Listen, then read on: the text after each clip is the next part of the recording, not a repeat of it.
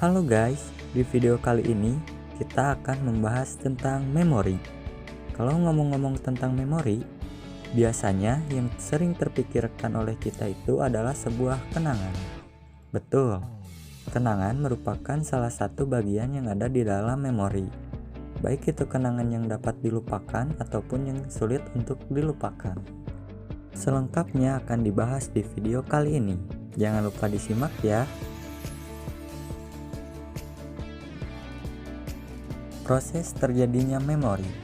Agar memori dapat bekerja, kita perlu memasukkan informasi. Kemudian, kita harus menyimpannya atau mempresentasikannya dalam beberapa bentuk. Lalu, kita harus memulihkan ingatan itu kembali di masa depan untuk tujuan tertentu. Memori terjadi melalui 3 proses penting, yaitu yang pertama ada pengkodean memori atau encoding. Encoding atau pengkodean memori merupakan proses mengubah sifat suatu informasi ke dalam bentuk yang sesuai dengan sifat-sifat memori. Proses ini sangat mempengaruhi lamanya suatu informasi disimpan dalam memori. Penyimpanan memori meliputi cara informasi disimpan sepanjang waktu dan cara hal tersebut direpresentasikan dalam memori. Kita mengingat beberapa informasi lain selama setengah menit dan beberapa informasi lainnya selama beberapa menit, jam, tahun, atau bahkan selamanya. Richard Schiffrin merumuskan teori awal yang populer tentang memori yang menjawab keberagaman rentang kehidupan dari memori. Teori Atkinson-Schiffrin menyatakan bahwa penyimpanan memori terdiri dari 3 sistem, yaitu memori sensoris, memori jangka pendek, dan memori jangka panjang. Kita akan bahas dulu tentang sistem yang pertama, yaitu memori sensoris. Memori sensoris menyimpan informasi dari dunia dalam bentuk sensoris asli, hanya untuk waktu yang sangat pendek, sejak dimunculkan di hadapan indera penglihatan, pendengaran, maupun indera yang lainnya. Memori sensoris sangat kaya dan detail, namun kita kehilangan informasi tersebut secara cepat, kecuali kita menggunakan strategi tertentu yang dapat memindahkannya ke dalam memori jangka pendek atau jangka panjang. Pada umumnya, secara tidak sadar, kita memproses stimulus dalam tingkat sensoris lebih banyak daripada yang kita sadari. Memori sensoris menyimpan informasi dalam indera kita, termasuk satu bagian besar yang kita pikir kita abaikan. Namun, memori sensoris tidak menyimpan memori dalam waktu yang lama. Di sistem yang kedua, ada memori jangka pendek. Banyak informasi yang hanya mencapai tahap memori sensoris, auditori, dan visual. Kita menyimpan informasi ini untuk waktu yang sangat singkat, namun beberapa informasi, terutama yang lebih mendapat perhatian, dapat memasuki memori jangka pendek. Memori jangka pendek adalah sistem memori yang memiliki kapasitas terbatas dengan informasi yang biasanya tersimpan selama 30 detik, kecuali jika kita menggunakan strategi untuk menyimpan dalam waktu yang lebih lama. Dibandingkan dengan memori sensoris, memori jangka pendek memiliki keterbatasan kapasitas, namun dapat menyimpan informasi dalam waktu yang lebih lama. Contohnya, ketika kita melafalkan angka-angka penting dalam kehidupan sehari-hari seperti nomor telepon, nomor kartu mahasiswa, dan nomor jaminan sosial. Dari penjelasan yang tadi tentang memori jangka pendek, apakah ada cara untuk meningkatkan memori jangka pendek? Jawabannya ada. Ada cara untuk meningkatkan memori jangka pendek, yaitu dengan membuat chunk dan pengulangan. Membuat chunk berarti mengelompokkan atau mengemas informasi yang melebihi rentang memori 7, 2 ke dalam unit-unit teratur yang dapat diingat sebagai unit tunggal. Chunk dapat bekerja dengan membuat informasi dalam jumlah besar menjadi lebih dapat diatur. Chunk ini bekerja dengan mengingat beberapa kata. Jika Anda mengingat kata-kata tersebut, Anda berhasil menyimpan kata-kata tersebut. Cara lain meningkatkan memori jangka pendek adalah dengan pengulangan. Pengulangan informasi secara sadar, kemungkinan besar kita sudah mengenal pengulangan ini. Di sini, kita hanya perlu mengulang suatu informasi sehingga tersimpan dalam memori jangka pendek. Akan tetapi, bertahan hanya selama setengah menit atau kurang tanpa adanya pengulangan. Namun, jika pengulangan tidak terganggu, informasi dapat terus disimpan. Pengulangan ini seringkali dalam bentuk verbal, memberikan kesan suara dalam hati, namun dapat juga berbentuk visual atau spasial yang memberikan kesan mata batin. Memori aktif. Memori aktif merujuk pada kombinasi komponen yang melibatkan memori jangka pendek dan atensi yang membantu kita untuk menyimpan informasi secara temporer ketika kita melakukan tugas-tugas kognitif. Pada dasarnya, memori aktif adalah lokasi perumpamaan tempat proses berpikir terjadi. Ahli antropologi, ahli arkeologi, dan psikologi tertarik untuk memahami cara memori aktif meletakkan dasar untuk kultur yang kreatif. Sistem yang terakhir adalah memori jangka panjang. Memori jangka panjang adalah suatu yang kompleks. Memori ini terbagi menjadi substruktur memori eksplisit dan memori implisit.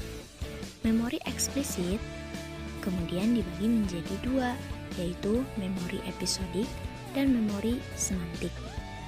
Memori implisit meliputi sistem yang terlibat dalam memori prosedural, pengondisian klasik, dan priming. Secara sederhana, memori eksplisit terkait dengan mengingat siapa, apa, di mana, kapan, dan mengapa. Sedangkan memori implisit terkait dengan mengingat bagaimana. Memori eksplisit merupakan suatu memori pengenalan, ada hubungannya dengan kesadaran dan sadar. Pengodean memori tersurat meliputi memori kerja di lobus frontalis dan pemrosesan yang khusus di hipokamus, tergantung dari cara penyimpanannya dalam hipokamus dan bagian-bagiannya. Misalnya, di bagian lobus temporalis medialis yang terbagi menjadi dua, yaitu untuk kejadian-kejadian, memori episodik, untuk menyimpan kata-kata dan bahasa, memori semantik.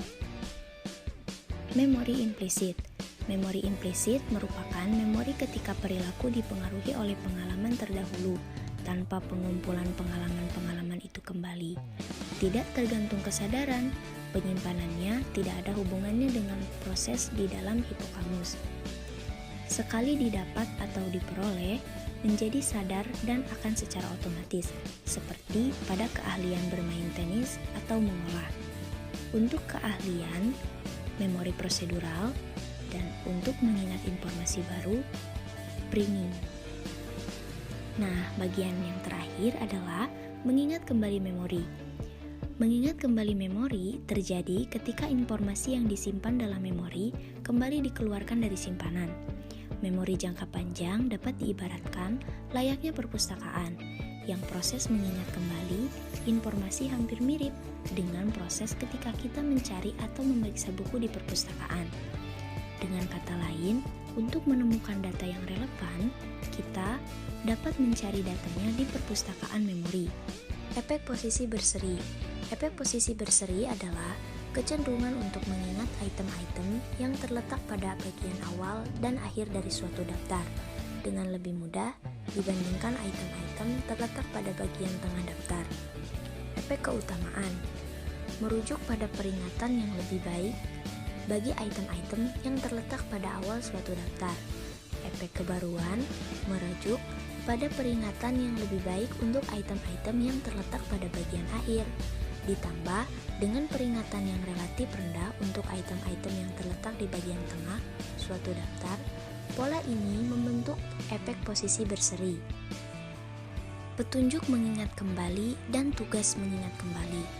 Dua faktor lain yang terlibat dalam mengingat kembali, bentuk dari petunjuk dapat membangkitkan memori dan tugas mengingat kembali apa yang diterapkan. Yang pertama, memanggil kembali dan mengenali. Memanggil kembali adalah suatu tugas memori ketika individu harus mengingat kembali informasi yang sebelumnya telah dipelajari, seperti pada ujian esai. Rekognisi atau pengenalan adalah tugas memori ketika individu hanya perlu mengidentifikasi item-item yang dipelajari, seperti pada ujian pilihan ganda.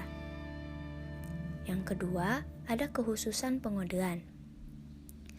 Prinsip kekhususan pengodean menyatakan bahwa informasi yang ada pada saat pengodean atau pembelajaran cenderung efektif sebagai petunjuk mengingat kembali.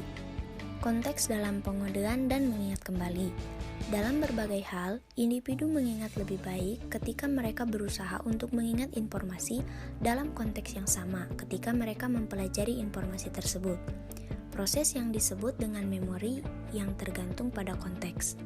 Pengumpulan kembali ini yang lebih baik ini diyakini terjadi karena telah mengodekan ciri-ciri dari konteks ketika mereka mempelajari informasi bersama dengan informasi yang sebenarnya ciri-ciri ini nantinya dapat bertindak sebagai petunjuk mengingat kembali. Kasus-kasus khusus dalam mengingat kembali. Yang pertama, mengingat kembali memori autobiografi. Memori autobiografi adalah suatu yang kompleks dan tampak berisi rangkaian cerita dan potret yang tidak memiliki akhir. Namun, peneliti menemukan bahwa rangkaian cerita dan potret ini dimasukkan dalam beberapa kategori tertentu. Kebanyakan, memori autobiografis melibatkan beberapa kenyataan dan beberapa mitos. Yang kedua, mengingat kembali memori emosional. Kilatan memori adalah memori atas kejadian penting yang bersifat emosional dan sering diingat oleh individu dengan akurasi dan penggambaran yang lebih jelas dibandingkan kejadian sehari-hari. Yang ketiga, memori atas kejadian traumatis. Terdapat bukti yang mendukung bahwa memori atas kejadian traumatis biasanya lebih akurat dibandingkan memori untuk kejadian-kejadian biasa. Yang keempat, memori yang mengalami represi. Represi adalah mekanisme pertahanan ketika individu merasakan trauma yang sangat besar, sehingga ia melupakan kejadian tersebut. Menurut teori psikodinamik, fungsi utama represi adalah melindungi individu dari informasi yang mengancam. Yang kelima, kenyataan saksi mata. Memori bukanlah refleksi yang sempurna dari kenyataan. Memahami distorsi memori adalah penting, terutama ketika seseorang diminta untuk melaporkan hal yang mereka lihat atau dengar terkait suatu kejahatan. Pernyataan saksi mata, seperti jenis memori yang lain, dapat mengandung kesalahan, dan memori yang salah dalam hal kriminal dapat menyebabkan konsekuensi yang serius. Nah, teman-teman, bagaimana penjelasan tentang memori tadi? Cukup menarik bukan? Dari materi tadi dapat kita simpulkan, memori adalah keseluruhan proses fungsi mental yang berpusat di otak untuk memunculkan kembali pengetahuan tertentu tentang pengalaman masa lalu yang melalui 3 proses, yaitu pengodean, penyimpanan memori, dan mengingat kembali memori. Kemampuan mengingat tiap orang berbeda-beda, tetapi tiap orang dapat meningkatkan kemampuan mengingatnya dengan mengatur kondisi yang baik dan menggunakan metode yang tepat. Baik teman-teman, sekian dari kelompok kami. Mohon maaf bila banyak kesalahan. Mohon untuk kritik dan sarannya pada kolom komentar. Jangan lupa like. Terima kasih sudah menonton. See you soon teman-teman.